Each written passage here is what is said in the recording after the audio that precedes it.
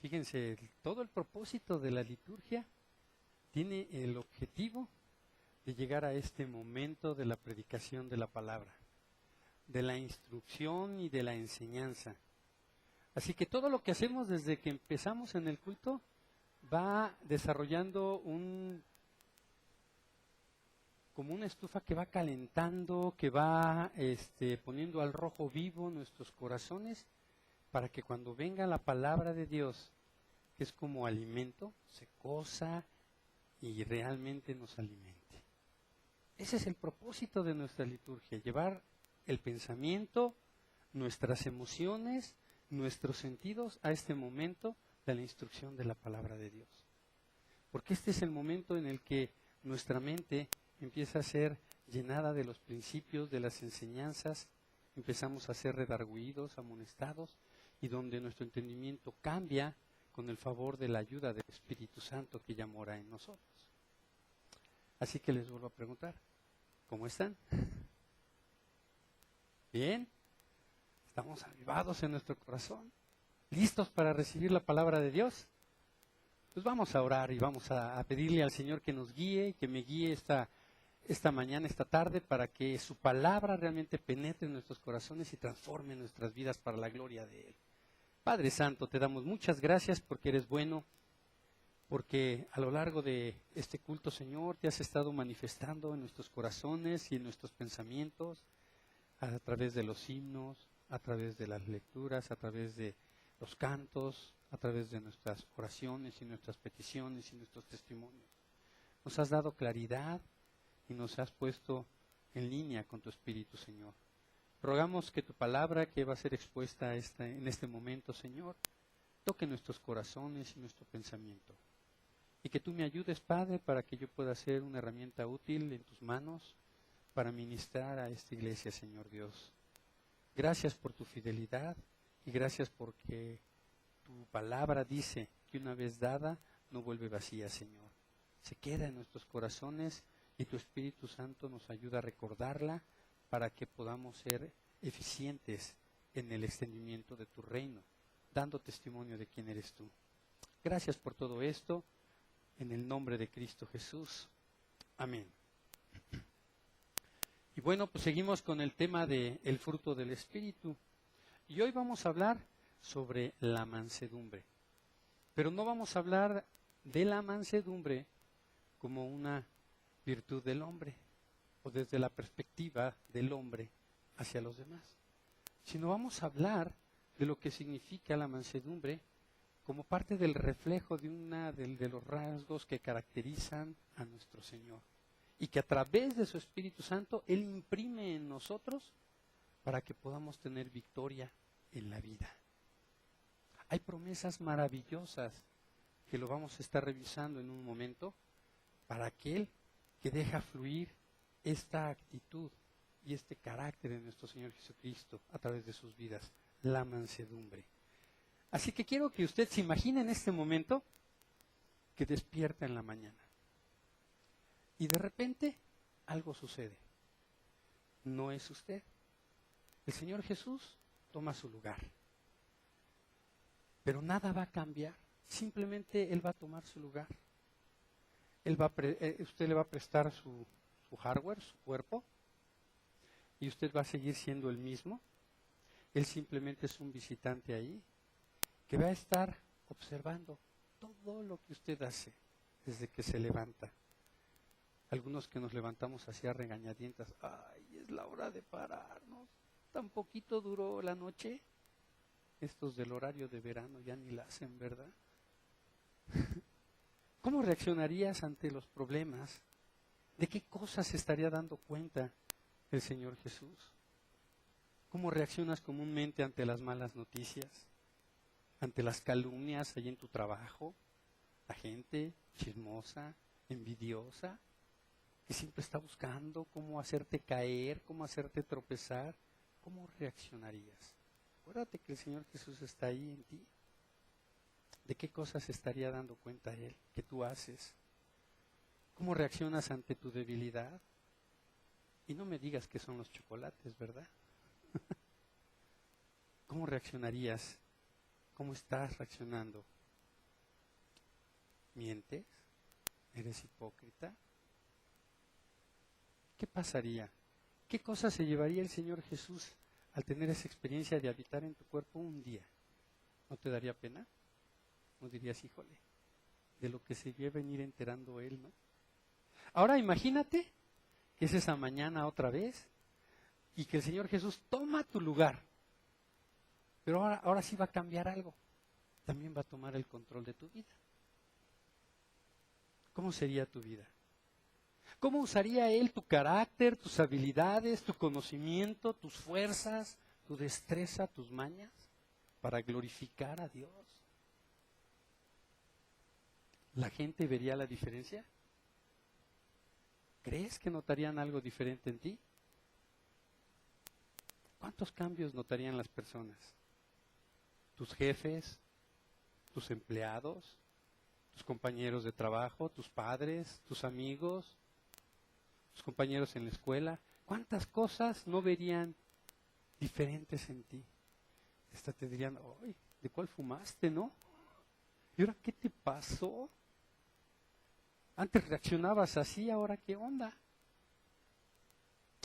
Mateo 11:29 dice que el Señor Jesús se definió de alguna manera y nos estaba pidiendo que aprendiéramos de Él. Y Él dice, aprendan de mí que soy manso y humilde de corazón y hallaréis descanso para vuestras almas. Fíjense la promesa tan grande que hay en la mansedumbre y en la humildad de corazón. ¿Cuál es la promesa? Habrá descanso en vuestras almas. ¿Cuántas veces no andamos afanados y nos quite el sueño el del banco, y nos quite el sueño el de la oficina, y nos quite el sueño el compañero, y nos quite el sueño el cliente que no nos paga, y nos quite el sueño, y andamos así todos tensos? Si viéramos esto al revés y lo juzgáramos a través del resultado, ¿qué podríamos evaluar y decir? Que no estamos siendo mansos. Algo está fallando, ¿verdad? Porque si hay una promesa y el Señor Jesús está diciendo, aprendan de mí que soy manso y humilde de corazón y hallaréis descanso en vuestras almas. ¿Por qué a veces no estamos en descanso en nuestras almas? Digo, ay, ¿yo? ¿Cómo? Si soy pastor, a mí no me pasa eso, ¿no? Todos a veces estamos padeciendo y créanme, han sido 2 semanas difíciles para mí. Algo no estamos haciendo bien. ¿Será que tiene que ver con nuestra mansedumbre? ¿Con nuestra humildad de corazón? ¿Pero qué es la mansedumbre? Hay algunos falsos conceptos sobre la mansedumbre. Algunos dicen que esta es ser apático a lo mejor. La mansedumbre no es ser apáticos o indolentes. Estas son personas aparentemente calmadas, serenas, y pensamos que son mansas cuando realmente son flojos. A veces confundimos la mansedumbre con la persona desinteresada. Ay, pues es que no me engancho en cualquier rollo. Yo la verdad no quiero sufrir, para que me evito la pena, ¿no? Pero eso no es ser manso. Eso es ser flojo. No quererle entrar a las cosas como debe de ser. Otro falso concepto de la mansedumbre es que se confunde con la amabilidad. Y no estoy diciendo que ser amable esté mal. Lo que estoy diciendo es que a veces se confunde con la mansedumbre. Ser manso tampoco significa ser amable. La amabilidad tampoco es esto. El ser de un trato fácil, de un carácter accesible, a veces rayando en lo débil, no significa ser manso. No significa ser manso. Entonces, ay, sé manso, ¿no? Y está alegre todo el tiempo. Eso no significa ser manso. Tenemos que entender lo que quiere decir eso. Tampoco significa ser manso tener un espíritu de compromiso, como le llaman, ¿no? De paz a cualquier precio. No importa. Con frecuencia se tiene por manso a los que dicen lo que sea con tal de llevar la fiesta en paz. ¿A poco no? O aquellos que dicen, pongámonos de acuerdo, acabemos con las diferencias y olvidémonos y vivamos en paz y en alegría. Qué bonito no asumir las responsabilidades, no entrarle a las consecuencias de nuestras malas decisiones, tratar de fumarnos siempre la pipa de la paz. Eso tampoco significa ser manso. Eso más bien es irresponsabilidad o negligencia, ¿no? ¿Cuántas cosas dejamos pasar porque ahí se va, ¿no? Tampoco ser manso significa ser débil o cobarde.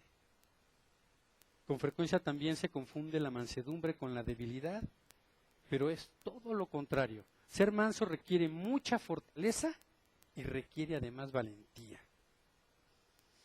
A la luz de la palabra vamos a revisar lo que es la mansedumbre como parte del fruto del Espíritu, y de acuerdo a lo que dice Gálatas 23, dice que el fruto del Espíritu también es mansedumbre. ¿Qué es entonces la mansedumbre? Y les voy a dar esta definición, y si quieren anotarla, anótenla, pero dice así: la mansedumbre no es ninguna debilidad, tampoco es pereza, ni amabilidad, o falta de poder, sino poder bajo el control del Espíritu Santo. Es todo nuestro carácter, es toda nuestra energía, toda nuestra pasión, todas nuestras capacidades puestas bajo el control y el dominio del Espíritu Santo. Eso es la mansedumbre. De acuerdo a un diccionario bíblico que consulté, dice así: la mansedumbre es humildad, es resignación y sumisión a la voluntad divina, sin murmuración o mal humor.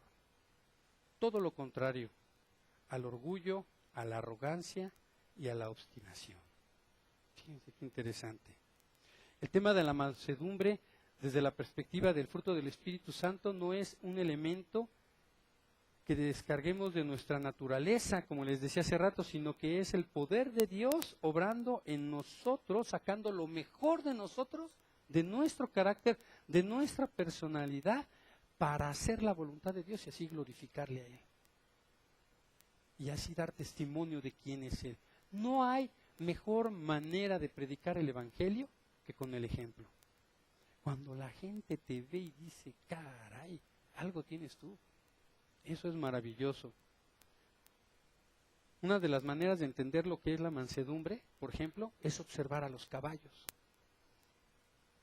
El caballo es un animal fuerte, es veloz, es valiente, es intrépido, pero también es un animal peligroso e inútil si no está amansado.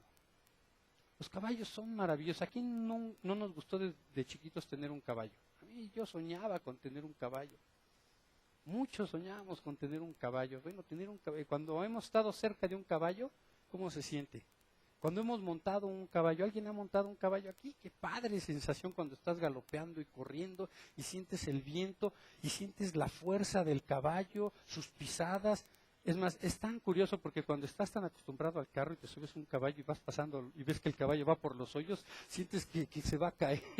Pero es increíble ver la destreza que tiene el caballo para brincar, para saltar, para controlarlo. Pero el caballo que no está amansado es peligrosísimo.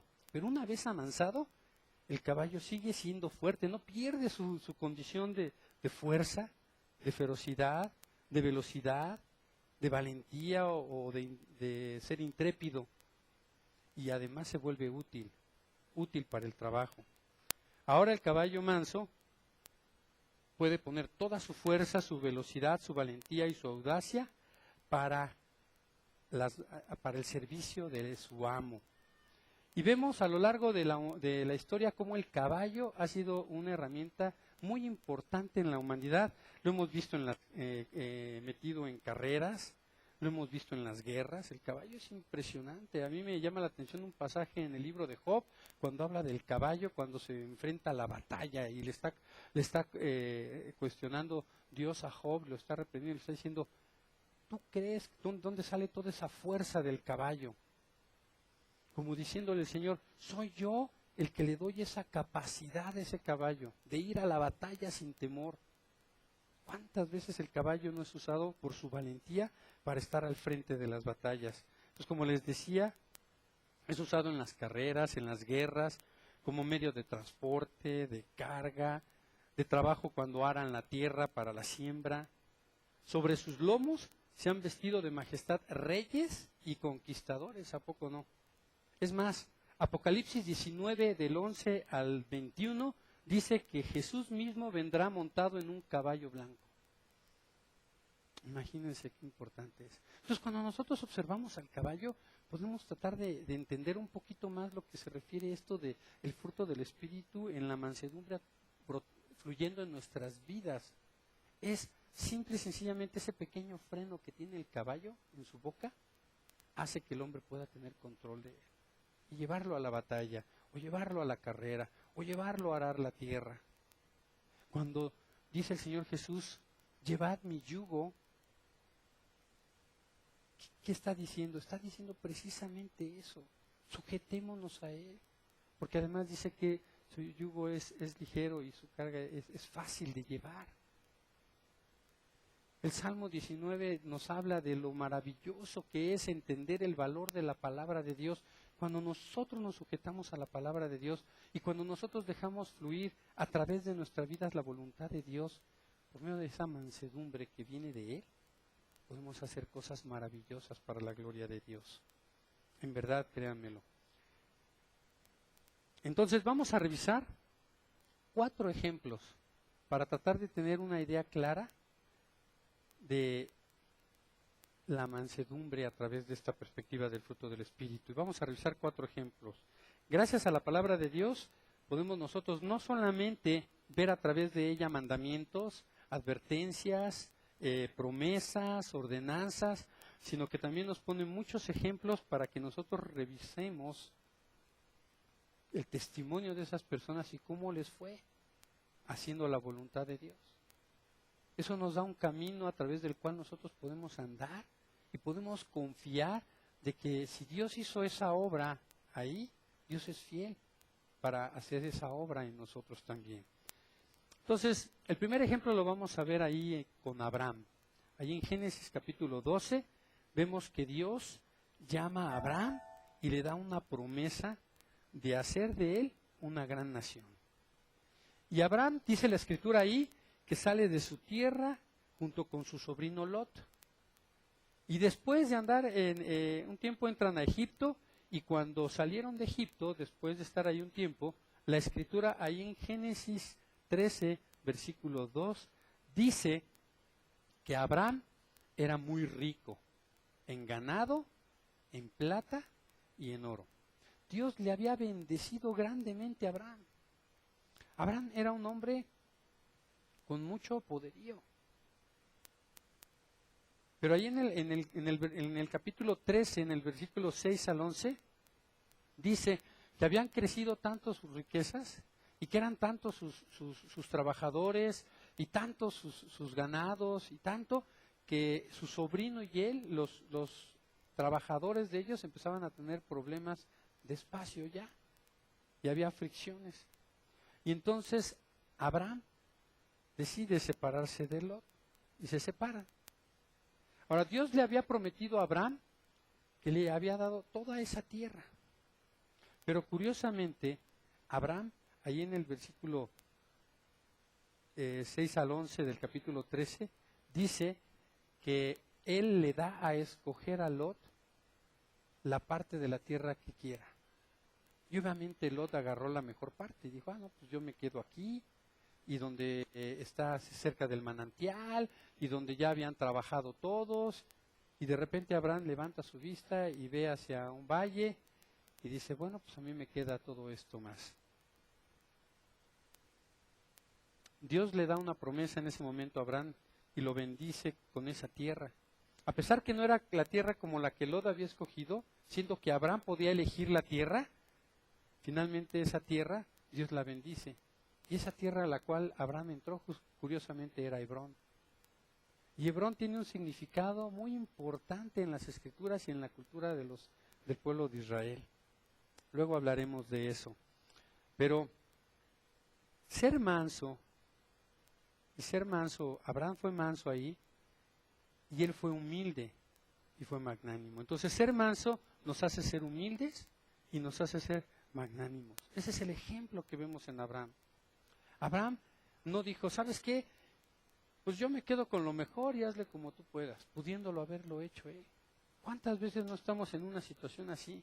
Que tronamos con un socio, que a lo mejor tenemos una diferencia y nos toca dividir las cuentas y a veces estamos así como que, ay, ¿cuánto me va a tocar y todo? Ser manso es confiar en Dios, en las promesas de Dios. Si Dios lo prometió y Él te prometió bendición, créeme, Él te lo va a dar. Y si tú eres manso, Él va a multiplicarte. Así como Dios hizo de esa tierra que rechazó Lot y que se quedó Abraham, de una gran bendición para el pueblo de Israel, así Dios puede hacer de un desierto una gran bendición para tu vida. La experiencia de Abraham nos deja que ser manso nos hace ser humildes, nos hace ser magnánimos. Él fue magnánimo con Lot. Dice la palabra de Dios, si te dan en una mejilla, pon la otra. Y si te piden la capa, ¿qué les das? La túnica, ¿no? Así ahí está, mira, ten todo, ¿no? Ten todo. Porque esa actitud agrada al Señor. Ahora vamos a ver otro ejemplo. José. Esa historia está ahí en Génesis 39. José había sido vendido como esclavo y de alguna manera había llegado a ser siervo de un hombre que se llamaba Potifar, quien era un oficial del faraón en Egipto. Y Dios había prosperado a este hombre a través de José, porque dice la palabra de Dios que Dios había derramado mucha gracia en José. Y José era un hombre que todo lo que aconsejaba y todo lo que hacía, lo hacía prosperar de una manera increíble. Y dice ahí en el capítulo 39, en el versículo 6, que José era de un hermoso semblante y de bella presencia. O sea, aparte de todo era guapillo el cuate. Era galán, ¿no? Entonces, cuenta ahí la historia que la esposa de su amo Potifar le echó el ojo a José. Y le dijo a José, a ver, chiquito, ven, duerme conmigo. Y aquel tenía toda la puerta abierta porque su amo solamente dice la escritura que nada más se preocupaba por su comida, porque todo lo hacía José. Y todo lo que hacía José lo hacía bien. Y cuando esta mujer se le ofrece a José, José dice, pero ¿cómo voy a hacer eso yo? Si mi amo me ha confiado a mí todas las cosas. Y le dice ella, pues casi, no, pues ni se va a dar cuenta. Ven. Y la escritura dice ahí que ella casi lo acosó de tal forma que se le abalanzó y aquel, zafándose, aquella lo alcanzó a desvestir, le quitó la túnica y salió aquel corriendo desnudo de la presencia de esa mujer, huyendo del pecado, huyendo de cometer el error. Ese ejemplo de José nos enseña también que ser manso nos ayuda a discernir el mal y a huir de él. Cuando no estamos en una actitud apacible, cuando no estamos en una actitud consciente de la obra de lo que Dios está haciendo en nosotros y nos olvidamos de Dios. Qué chistoso, hablaba yo al principio, imagínate que Dios de repente entra en tu vida y ahí está. ¿No les parece curioso? Dios está ahí en tu vida. No necesitas imaginártelo, Dios está ahí.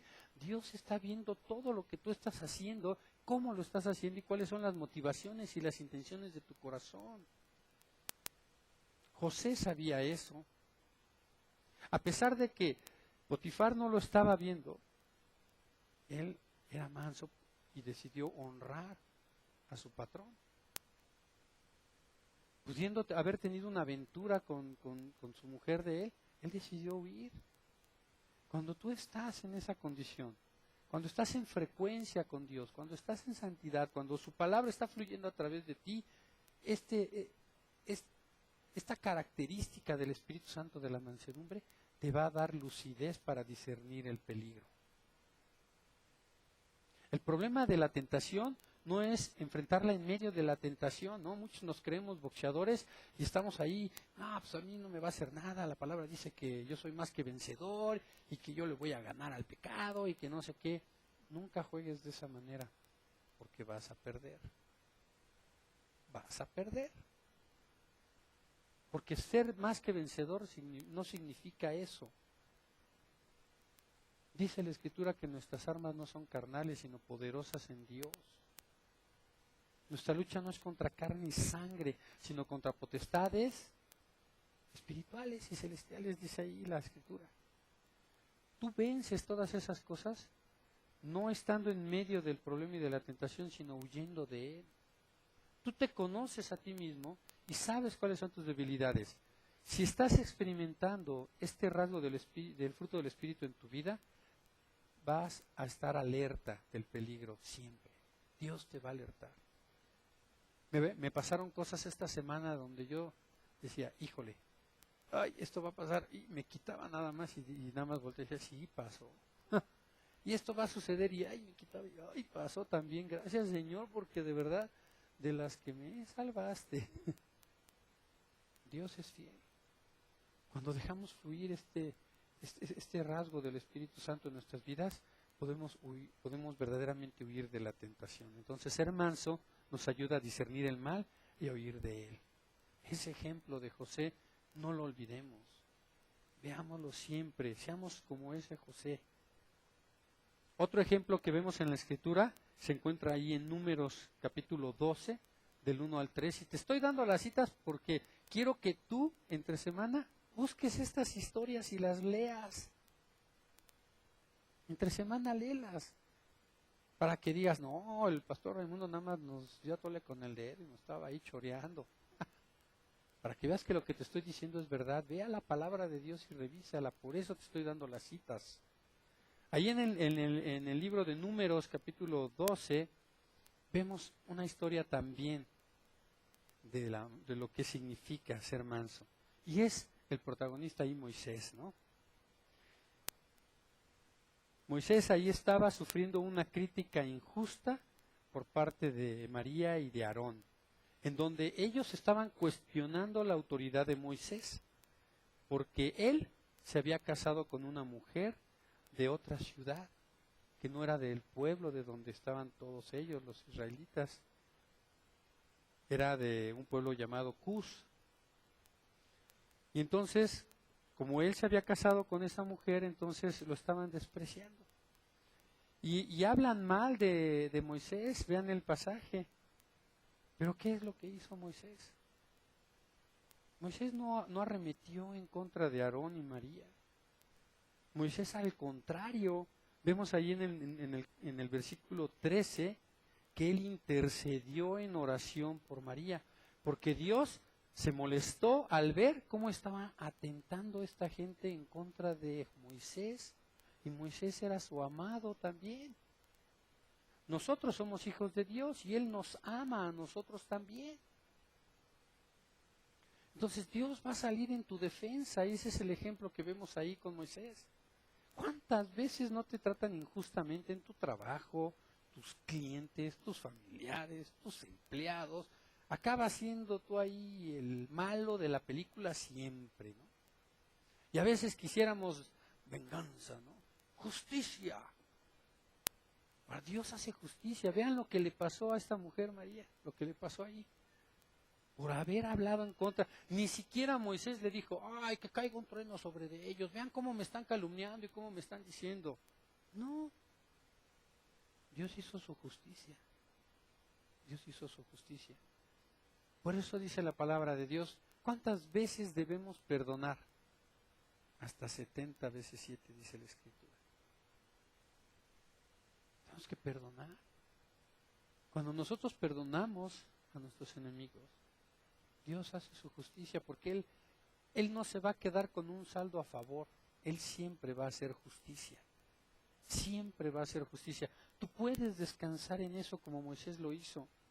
Pero aparte, Moisés no fue de, ay, ya le dio la lepra, qué buena onda, ¿no? Porque ese fue el castigo que Dios le dio a María. De repente su cuerpo, dice la Escritura, que se llenó de ronchas así de lepra. Y Moisés nos dijo, ándele, ya ve, ¿por qué te metes conmigo? No, al contrario, él clamó a Dios y dijo, Señor, perdónala, sánala. Y dice la Escritura, ahí dice la Escritura en Números 3, que Dios, fíjense cómo se refiere a Moisés, dice, y aquel varón Moisés era manso más que todos los hombres que había sobre la tierra. Entonces, la mansedumbre de Moisés nos hace ver la misericordia de Dios. Ser manso nos ayuda a ser misericordiosos también. Por eso hablábamos de que no son los frutos del Espíritu. De alguna forma todos estos elementos van ligados y van entrelazados y no puede existir uno si no está el otro. Hablábamos la semana pasada sobre la mansedumbre. Vean cómo está ligado, sobre la misericordia, y vean cómo está ligado la misericordia con la mansedumbre. Ser manso te hace ser misericordioso también. No puedes ser manso si no estás mostrando misericordia, eso es lo que quiero decir. Analízate, cáchate, porque a lo mejor tú dices, yo sí tengo fe, o yo sí doy amor, pero no eres justo, o no crees. Por eso el fruto del Espíritu no lo podemos ver separado. Hay quienes están predicando los frutos del Espíritu de manera equivocadísima. Es el fruto del Espíritu y todos ellos son uno solo, obrando en nosotros con diferentes matices, empoderándonos para el extendimiento del reino de Dios. Y ya hablaremos de los dones que tienen que ver con otra cosa. Entonces ya vimos ahorita 3 ejemplos. El cuarto ejemplo, que es importantísimo, nuestro Señor Jesucristo. Y esta historia está ahí en el Mateo 26, a partir del versículo 47 al 56 vamos a ver esta historia, y es el momento del arresto de nuestro Señor Jesucristo. Jesús había estado orando y llegó el momento en el que Judas, aquel discípulo que lo había traicionado y lo había vendido por unas monedas de plata, se acercó con una muchedumbre de gente con espadas y palos, dice la Escritura ahí, de parte de los sacerdotes y de los fariseos, para entregar a Jesús y llevarlo ante el consejo, el Sanedrín, para que fuera juzgado. Y dice la palabra de Dios ahí que Pedro se lanza contra uno de los soldados. Pedro saca su cuchillo, se lanza contra un soldado y le mocha la oreja, ¿no? Y quiere defender a Jesús y saca. Y Jesús, en vez de decir, vientos Pedro, no cabe duda que tú eres mi gallo. Más bien le habló del gallo, pero de otra forma, muy triste y muy lamentable. No, él no le dijo así, lo reprendió. Y vean la historia, léanla con cuidado ahí en sus casas, y dice que Jesús reprendió a Pedro diciéndole ahí en el versículo 52 al 53, le dice, vuelve tu espada porque los que toman espada, a espada perecerán. ¿Acaso piensas que no puedo orar al Padre y me dé más de 12 legiones de ángeles? O sea, le está diciendo, en pocas palabras está diciendo, a ver Pedro, todo este tiempo, 3 años llevo contigo, mostrándote quién soy, el Mesías, el Hijo de Dios, a qué había venido, a redimirlos del pecado, que tengo el poder, me has visto hacer milagros, me has visto levantar a Lázaro de la tumba. ¿Tú crees que yo no puedo agarrar y nada más con levantar el dedo decirle a mi Padre que vengan legiones de ángeles y en ese momento aplasten a todos estos que están aquí? ¿En qué cabeza cabe, Pedro, que esa es la voluntad de Dios? No, en ninguna manera. Entonces, vemos la actitud mansedumbre de Jesús, esa que dice, aprendan de mí, que yo soy manso y humilde de corazón. Entonces, Jesús nos muestra que la mansedumbre es aceptar la voluntad del Padre. Jesús tenía un propósito, era ir a la cruz. Él había sufrido, había estado orando, y dice la Escritura que su agonía era tanta que llegó a sudar sangre. Y estaba viendo el otro día un documental en la televisión, por qué el Señor llegó a sudar sangre. Y científicamente está comprobado que sí se puede ya dar eso cuando estamos sometidos a un nivel de estrés demasiado alto. Llega en el momento en el que estos capilares, ¿cómo se llaman? Poros capilares, vasos capilares, se revientan y empiezan a sangrar como si fuera sudor. Se empiezan a reventar por la tensión y imagínense a qué presión estaba el Señor Jesús. Había estado en ese momento tan difícil y todavía tiene que reprender a Pedro y decirle, a ver Pedro, así no es la cosa. Yo soy manso y soy humilde de corazón, ya te lo había dicho que yo era así. Porque tengo que hacer la voluntad del Padre. ¿Cuántos de nosotros nos estamos parando pensando que hoy tenemos que hacer la voluntad de Dios? A muchos se nos olvida. Y vamos en el carro y en el primer semáforo ya se nos olvidó y andamos recordándosela al del frente, ¿no? O vemos un lugar ahí para entrar al viaducto y ese es el mío y ¡pum! Ay, me vale y me meto aquí, ¿no? Y que se formen los tontos, ¿no? Y se nos olvida que Dios está ahí presente en nuestros corazones, que está observándonos, que está viéndonos, que Él quiere ver que nosotros hagamos su voluntad. La mansedumbre nos ayuda a hacer la voluntad de Dios, a sujetarnos porque estamos creyendo en sus promesas y en sus propósitos eternos. ¿Cuál es la esperanza que tenemos? Adriana, ¿cuál es la esperanza que tú tienes? ¿Por qué eres cristiana? ¿Por qué eres cristiana? ¿Cuál es la esperanza que tú tienes?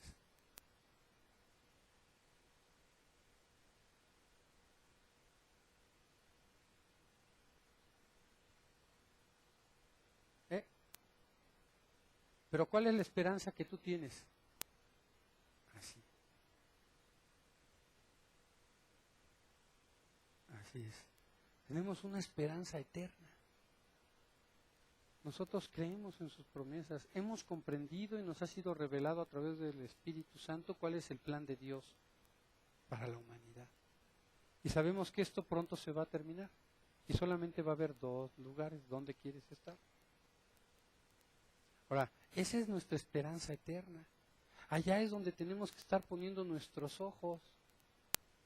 No sé si ya había yo dicho esta historia, pero en una ocasión pasa un hombre delgadito ahí, tipo Shaggy, ¿no? Así como yo con sus barbitas, ahí delgadito, ¿no? En fe, hermanos, en fe. Pero pasa ahí el cuate y están un montón de hombres fornidos y fortulentos aventando unas rocas, haciendo una competencia a ver quién lograba pasar la piedra por arriba de la copa de un árbol muy alto. Y ahí están estos hombres fuertes, ¿no? Y aquel nada más se les quedaba viendo y se les quedaba viendo y decía, ¿me dan permiso de poderlo intentar? Y nada más lo voltearon a ver y dicen, a ver, déjalo, para reírnos tantito, déjalo. Y agarra este flaquito, agarra la piedra, le mide y lanza la piedra que pasa la copa del árbol. Y todos se quedan, ¿cómo le hiciste? Dice, es que mientras ustedes estaban viendo como meta pasar la copa del árbol, yo me puse como meta pegarle a la nube. ¿Cuántas veces nosotros no estamos nada más viendo la copa del árbol y la copa del árbol y la copa del árbol y no estamos viendo la nube? Que esa es la promesa eterna que Dios nos ha dado.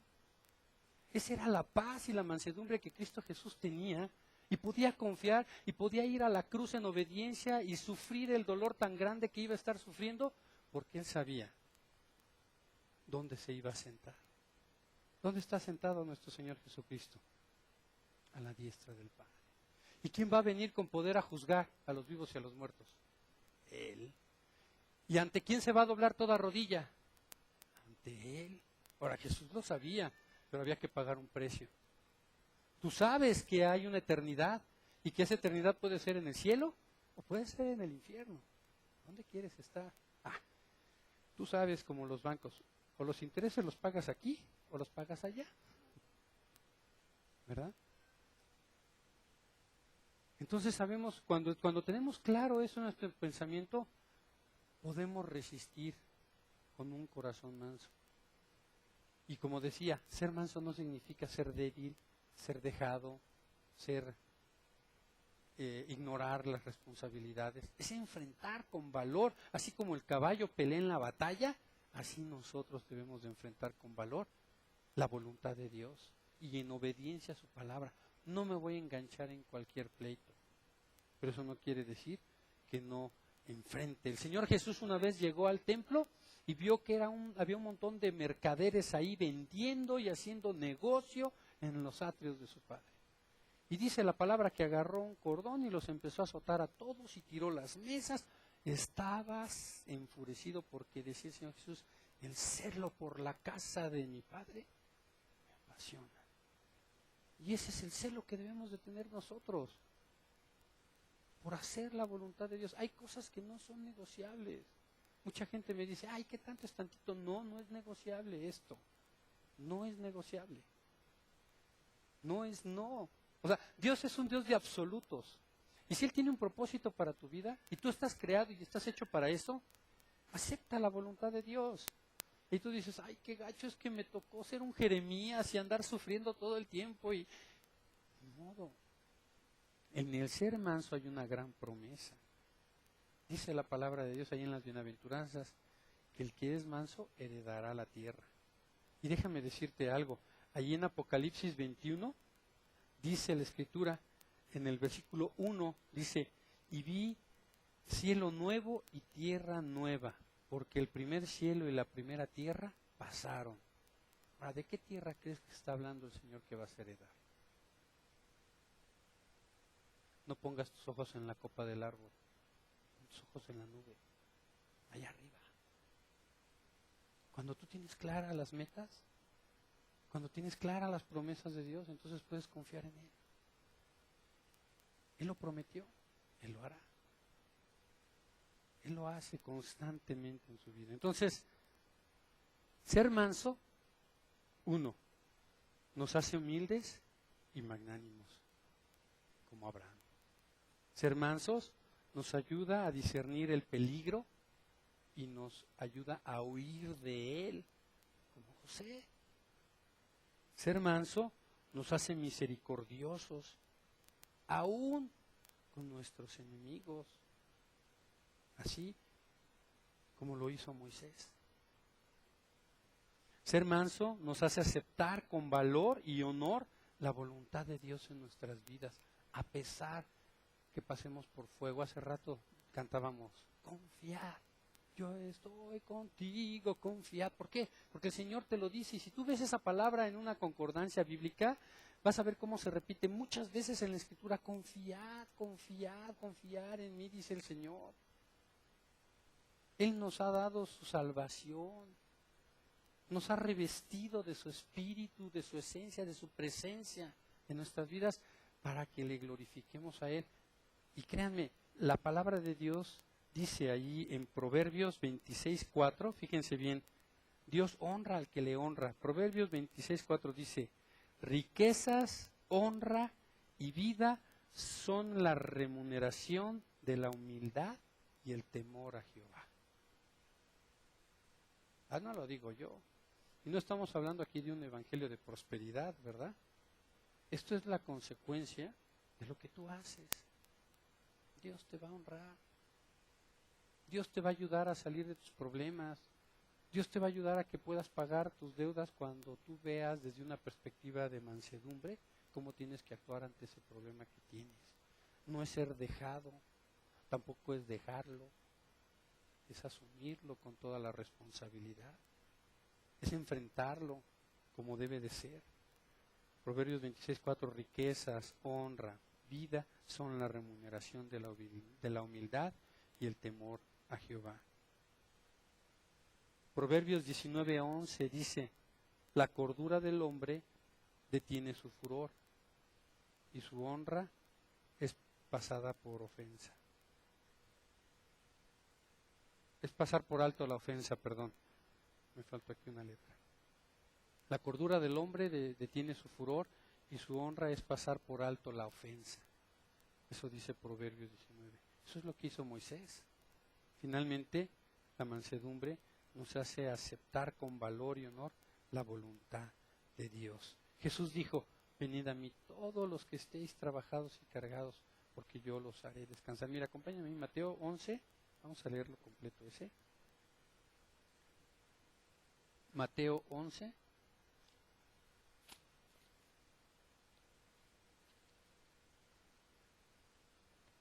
28 al 29 dice: venid a mí todos los que estéis trabajados y cargados, y yo os haré descansar. Llevad mi yugo sobre vosotros, y aprended de mí, que soy manso y humilde de corazón, y hallaréis descanso para vuestras almas, porque mi yugo es fácil y ligera mi carga. Pablo nos exhorta de la siguiente manera. Mira, acompáñame allá a Filipenses.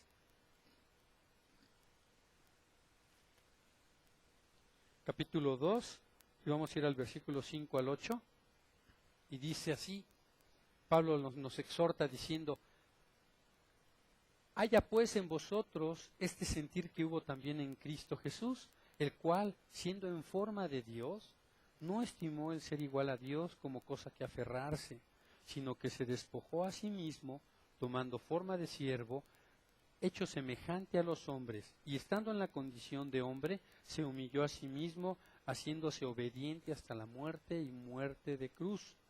Por lo cual, Dios también le exaltó hasta lo sumo, y le dio un nombre que es sobre todo nombre, para que en el nombre de Jesús se doble toda rodilla de los que están en los cielos y en la tierra y debajo de la tierra, y toda lengua confiese que Jesucristo es el Señor, para la gloria de Dios.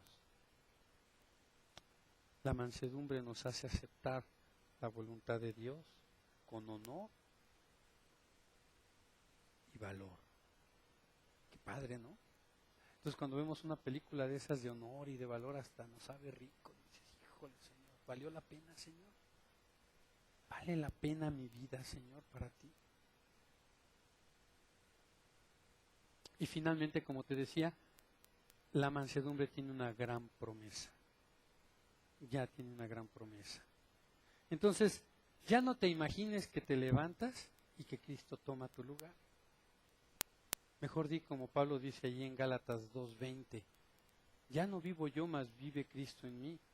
Y lo que ahora vivo en la carne, lo vivo en la fe del Hijo de Dios, el cual me amó y se entregó a sí mismo por mí.